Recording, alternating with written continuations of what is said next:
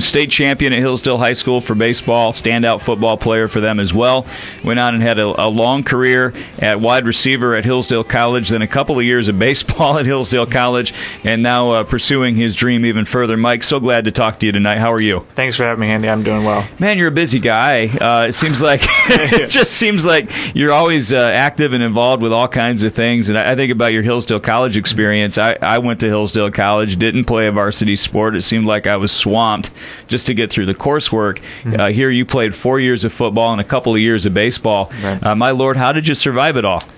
Well, I decided between sleep, social life, or sports, and oftentimes sleep lost. But it was just something that I was really passionate about. I really couldn't decide between either football or baseball, and frankly, I didn't want to. So I was given the opportunity. Am I right? Is it 2 years of baseball? Technically, it was 3 years. So you did 3, okay. Yeah, it was 3 years, but I didn't want to pick between the two. I was given the opportunity to play baseball, thankfully, and then after football, I should say, I was given 2 more years of baseball. So I decided to continue with that. It is so tough. You talk about athletes from Hillsdale County that have gone on and played college sports, and there are several that you could bring up. But to have the success that you had talking about football, you were one of the top weapons in that lineup for 4 years at Hillsdale College, and you took so much punishment. I always wondered how you were able to get up and get back out. You were the biggest guy, right. And you were fast, but not the biggest guy. And you take punishment in the GLIAC conference. You're playing sometimes NFL caliber guys. Right. How were you able to keep your body right and stay on the field? Well, that just goes along with even with the coach's plan for each week. You have a lot of time of recovery coming from Saturday evening, Saturday morning, all the way till Monday night. So they put a lot of it on you, but they also have a great staff, a great training core, and really just continuing to maintain and to lift and to get yourself to tip-top shape, hopefully, by Saturday afternoon. So. And you played through a lot of pain, and you weren't 100% a lot of the time. A lot of the time. It was pretty obvious, but yet you were able to kind of suck it up and make it through. Mike Blanchard's one of the great Hillsdale High School and Hillsdale College athletes joining us tonight. The thing that blew me away about you, I was obviously got to do your football games on the radio. I had seen you play baseball several times. By the way, your 2007 state title in baseball. Correct. Was one of the highlights of my broadcasting career. That championship game was unbelievable, and I'm sure you'll never forget it. Oh, no. I was going through some old things yesterday, and I actually saw the DVD video of it. I've actually never watched it. I've tried to put it off as long as possible. I've never watched it. Maybe I'll watch it now, but definitely an out-of-the-blue type experience. 500 team. During the regular season, and just less than 500. Just ran the playoffs, and most people know, but it's worth bringing up that your dad Craig obviously was a star at Jonesville, went on now and has been the defensive coordinator forever up at Hillsdale College. He let you play with the offensive side when you were there, which was nice of him. Yeah, he allowed it. He allowed you to get over there. But the thing I was talking about, the thing that blew me away about you was I was doing a Charger basketball game one night. We're getting ready for the anthem, and I kind of look up, and there's Mike Blanchard with a group of kids, and you guys sang the national anthem at the I didn't know that you sang. I mean, and you were incredible. I mean, you just have so many different interests, obviously, and so many different aptitudes, but talk about the singing, because you do that too. Well, I mean, throughout high school, I mean, it's just something that's really been a small passion of mine that I've always liked sharing, and something that I've always tried to squeeze in wherever I go. Like if I go to this place, I'll bring my guitar, or I'll bring like something else to the table where maybe I can squeeze it in there, because it's something that I just don't want to let go and take for granted, for sure. I think that you're busting up some stereotypes about the college athlete, because I think a lot of people think about a college football player. They don't think about a kid that is a fine musician and a singer and has that kind of well-rounded part about it. I mean, my poor kids, they love sports. We're forcing them to play instruments because I think it's important. And here you are kind of living that out as a role model for some of these kids. I think it's great. Yeah, it's definitely a realm that you'll always be able to rediscover. Right. Like as far as being in sports, that's something like, oh, I have to let that go, or I have to move on from that. But music is something you can always rediscover and come back to all the time. I told your dad to tell you to bring your. Did you bring your guitar? I did bring it. Oh, wow! I didn't think you'd actually do it. Well, maybe we'll get a little treat here in a little bit. But I want to talk about this exciting turn that your life has taken. You have an opportunity now to get into minor league baseball. Yeah, well, it's independent league baseball. So it's similar to minor league baseball, but it is professional baseball. Yes. Have you had this in the back of your mind since you graduated? Well, yes, it is something that I had in the back of my mind. Actually, the last college career baseball game I had, I actually did strain my hamstring, so that kind of set things back a little bit. But it was something that right out of school. That summer, I got a job coaching at Siena Heights, and then after that, I just kind of I didn't know what to expect for job-wise. I was just substitute teaching at the time, and I was really just trying to explore like what else could I do, and it was like, why not try out for a team? And it's taken me a year and probably over 3 or 4 months of continual training to get to the point where I am right now. How have you trained? Oh, I've been at the college almost every single day. I've been with even like my college coaches, Eric Tyson and Coach Coker, and now Gordy Tyson with Coach Eric. But I've been training with them off and on a few days. I've been training with my father as well, and it's really just been getting back to a lot of basics because sometimes it can get lost in the shuffle as far as the season goes, and really just trying to figure out what my game is. What do you think your strongest position is? My strongest position in terms of being out in the field? Oh, well, I enjoy left field the most. Out there in a corner outfield spot? Corner outfield, definitely, yeah.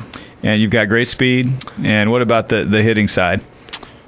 I bat from the right side. I definitely like to explore the bunt every once in a while, especially in a slump or something. But it's really using the speed along with that. It's figuring out what your game is, and what your game is contact and not missing balls, and being able to put the ball on the ground, run, and then get second. How did this opportunity come up? We're talking to Mike Blanchard, who's heading off to play some baseball now. How did this opportunity come to pass for you? Well, it was really I had interest in it even with Coach Noshu when he was here, as like where can I get a good start? You know, because obviously if you're not getting drafted right out of college, you need to start somewhere if you're still interested. So I talked to my coaches, and they recommended that either the Frontier League, which I tried out for last summer, and the Pecos League. The Pecos League is almost a brand new league. It's came about in 2011, and they're saying that it's a high opportunity league where you play 70 games in 72 days, and it's mainly out of New Mexico. And so I'd never heard of it because I wasn't around it, but they were like, why don't you just go and try? So what I did is I just signed up, and they sent me to Houston. I was actually in Houston from March 5th to about March 28th. They said I had potential, and they put me on the spring training roster, and I am on so far right now, I'm on a team. So you have the potential to do 70 games this summer. 70 games. In 72 days. In 72 days, yeah. That's a lot of baseball. It is a lot of baseball.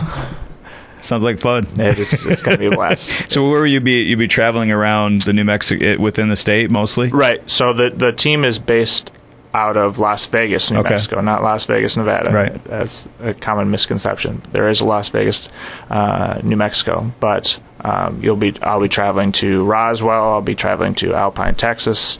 I'll be traveling to Santa Fe. I'll be traveling to Trinidad, Colorado. So.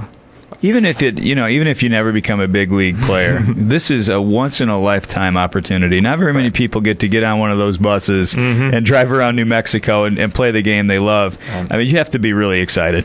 It's going to be a blast. I feel like I'm physically prepared. I feel like I'm mentally prepared. I actually head out tomorrow, so this is a great. How long before your mom and dad fly down? It'll be. I have no idea, to tell you the truth. They said they want to catch a game. You look up one time and they'll be. Huh? Right, exactly. I might not even know. I think it's an awesome opportunity, and I can't wait to hear how you're doing. And will we be able to follow your stats and stuff online anywhere? Oh, for sure. If what's the name of your team? Do you know? The Las Vegas Train Robbers. The Train Robbers. Yeah, This is getting better all the time. Yeah. The Las Vegas Train Robbers. Yeah. Writing this down. So it'll be Las Vegas PecosLeague.com, something like that. If you look up the Train Robbers, I'm going to put a link up tonight on the Facebook page, and everybody can follow you and how you're doing. We probably won't be able to get any radio or anything, will we? I don't know. All right, I'm going to look into that. Okay, I want to hear how you're doing down there, and when you come back, you need to come back here and tell us about the experience. You think that you're up for that many consecutive games, and you said that you feel good physically. It's just going to be. I mean, I don't know how many games do you play in college during the season. During the season, we probably played around 45, 50 games. So it's almost two. It's a season and a half anyway of college in a compressed time period. Exactly. Do they normally have pretty good? Maybe not a ton of rain down there, so hopefully not a lot of weather outs. Actually, in northern New Mexico, there is a little bit of rain. Okay. So it is higher elevation. It's not your stereotypical 100-degree, 105-degree. It'll be 85, 90, and it'll be dry heat. So it'll be. So will you stay at the Marriott or do you Motel 6? I mean, what's that going to be like? Well, for spring training, yes, it will be Motel 6. But for during the season when we're at home, they're looking to put you in with the host family. Okay. So be able to explore all that if I'm lucky enough to make the 22-man roster. So there still is a tryout involved here. Yeah, so there is still spring training. It's about a week and a half long. So how many people vying for a slot? Do you know? They're allowed to invite 33 people. Okay. For 22 spots, which I'm guessing half of which will be pitchers, and I'll have to beat out a couple guys. So your old buddy Lannis is out in Colorado now. Yep. And he was a big part of that 2007 team. He actually did 4 years of baseball, came back and did a year of football, and I think he had a catch, got to play quite a bit of special teams, and he'll let you know about that catch, by the way. He's not afraid to talk about it. Old 89 out there. I know you guys have been friends for a long time, and to have two kids come from that Hillsdale High School year and go on and have the success that you've had is pretty cool. Well, no doubt. I mean, be able to look back and really think that, Scott was 3 years younger than I was, and to have the relationship we had even during high school and throughout college, doing devotions, doing extracurricular things, it was awesome. You mentioned the devotions. I mean, your faith is a huge part of your life. Oh, for sure. We've not talked a lot about that, but I've talked to Julie and some other people who know you, and that's really key to all of this too. Oh yeah, even sticking with music, that's one thing that's kept music alive, is being able to share it within my church. So, you gonna play us one? I'll try. All right, we'll take a quick break. We'll come back with Mike Blanchard live in studio on the WCSR Timeout Show.